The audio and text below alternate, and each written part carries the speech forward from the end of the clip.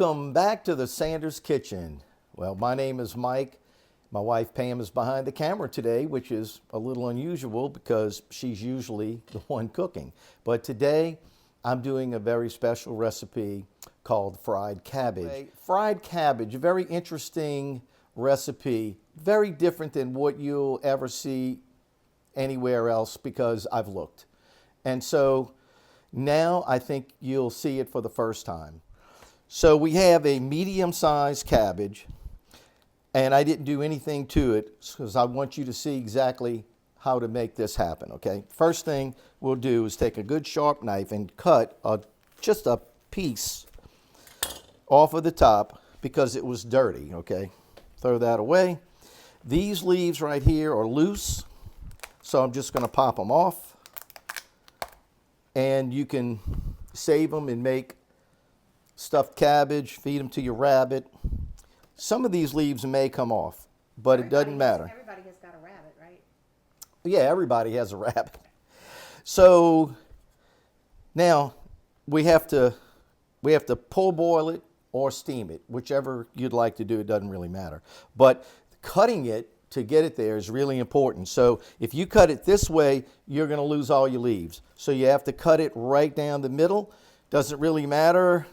Just cut it down the middle. And that's why I have a very large knife. Okay, so you'll see the core is still here and it's holding all the leaves together. So what we'll do is do one more time. Now, normally I would lay this thing over, but I want to make sure that I'm cutting it down the core. That's the reason why I didn't lay it over. I want it going right down that core, right smack in the middle. Okay, and that was pretty easy. So now we have a pot set up. The water's boiling. We're going to put these in, and it may take 15, 20, 25 minutes. I'm not exactly sure, but when they get fork tender, we're taking them out, and then we'll show you what happens right after that. So let's go get them in the pot. All right, well, we're back in the kitchen, and it's been about 5, 10, 15, about 20 minutes or so, and the cabbage is fork tender. And the way I know that is we just take the fork and just stick them right in there, and it just goes right in very easily. Now, the next thing you have to do is you have to put that cabbage in and run it in the sink and run it under cold water. The reason why is because you want to stop the cooking process. You don't want your cabbage to turn into mush. So we're just going to run it under cold water. It doesn't have to take that long, and we're going to put them in an ice water bath, and that is some cold water right there. And that's great. That's what we want because we don't want the cabbage to turn into mush. We want to stop the cooking process.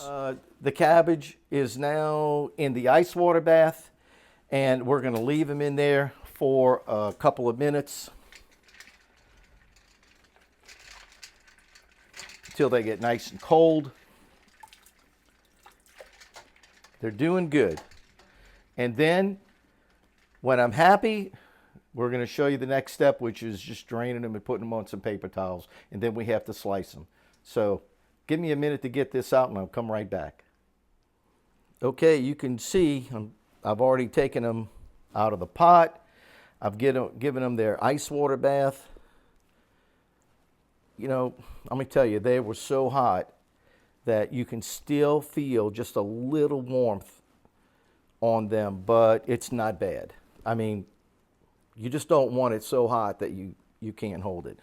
What we're doing now is we're letting them drain. That's an important step. We want the water to come out, so we have them on some paper towels, and we're just going to let them drain for maybe 5 minutes or so. You know, I'll flip them over and just going to let that water go out. And then when I'm happy, which will just be shortly, you know, in a couple of minutes, I'm going to show you how to cut them, and then we'll go on to seasoning and frying. It's really not that complicated, but you're going to absolutely love it. So stay with me. Well, they feel good. So they've been draining for a while. I put them in another pan with some paper towels, and they feel pretty dry. So, I mean, they're not bone dry, don't get me wrong, but they're not dripping wet. So we're just going to move this over here. And I want you to notice this core is holding on to all of those leaves. And that was the important step in how to cut it and quarter it, okay? So the next thing we're going to do is lay it. I'm right-handed, so I'm going to cut in this direction. I am going to cut from the back toward the front, and you can cut it as thin as you think you can go with it, but I'm going to go into about 3 pieces.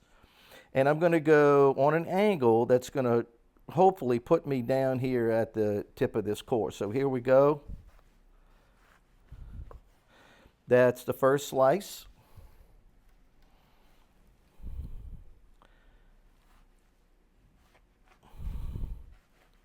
Here's the second slice. And the third slice. So you can see how the core, even though it's a little piece, Pam's going to try to get that picture for you. Even though it's a little piece, this is a bigger piece, it's still holding it all together. And when we come back, I'm going to have all of the sections cut up so that we can show you the next step in the process. All right. It's a lot of fun. It's going to taste great. So hang in there. We're keep on going. Well, we're back, and the cabbage is all sliced up. It feels nice and dry, and you know, it's not dripping wet, and it didn't overcook, so we're doing good. So the next thing was to get ready to do all the frying. So let's go ahead and show you what we have here. We have some, well, I'm using Paul Prudhomme's Vegetable Magic because I like it. I like the way it tastes. And what we're going to do is we're going to season the cabbage first, both sides. And I'm going to tell you why. If you don't season your cabbage, if you're out there saying, oh my God, he's using a lot of spice, let me tell you, this cabbage is pretty bland. And if you like it like that, don't use this. Just maybe a little salt and pepper. But, you know, look, I like my stuff to have some flavor. I really do. And I'm not really putting that much on. So get your favorite vegetable seasoning, or just use salt and pepper if you like that. And that's all it takes. So that's ready to go. The next thing I did was I took 3 eggs and maybe a half a cup of milk. I forgot to measure it. But I made this nice egg wash. In other words, it's not going to make scrambled eggs, okay? But this is an egg wash. And I put a little seasoning in here. Already, I'm just putting a little bit more. And I'm not going to season the flour. Okay, so before we go any further, let me just tell you what we have here. We have flour, which is all-purpose flour. We have the egg wash, and then we have seasoned breadcrumbs. This is the wet hand, dry hand technique. So we go in, take my dry hand, sprinkle on the flour.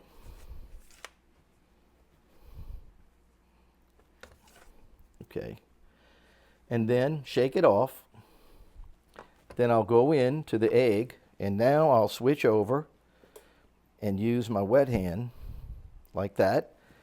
Go right into the breadcrumb, use my dry hand again.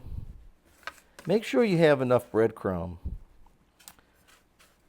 so you can push it around easy. Breadcrumb's cheap. You want to make this an easy job. And there you go. I'm going to have all the ingredients in the description so that you guys will know everything about doing this. And I have one more piece to go, and I'll come right back when it's time to put them in the fryer. Okay, Pam just informed me that I am full of flour, but that's just what happens when you're in the kitchen, right? Anyway, so all of the cabbage is prepared, and the oil is at 350, and so let's just go ahead and start loading them in. And I don't want to get burned, so I'm just going to put these in the basket. I'm going to stand them up. Maybe Pam can get a picture of how that looks. I'm going to stand them up next to each other in the fryer, like this. 1, 2, 3, 4. There's 4 in there right now. So let's go ahead and drop it down. Okay. I think it's going to take about 7 or 8 minutes. It's at 350. But we won't know until we get to about, 6 or 7 minutes, and I'll check it. And then when you come back, you'll see what it looks like. The last ones are coming out of the fryer now. They smell good. Look how pretty these things are.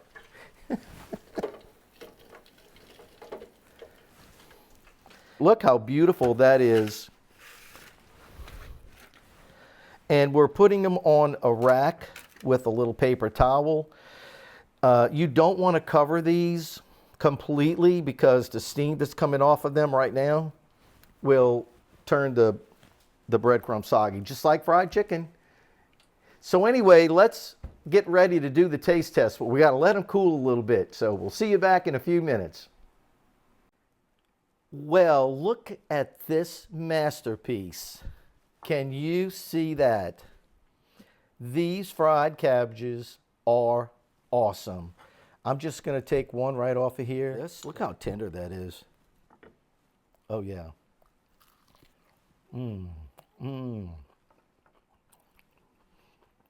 The cabbage is completely cooked. It's tender.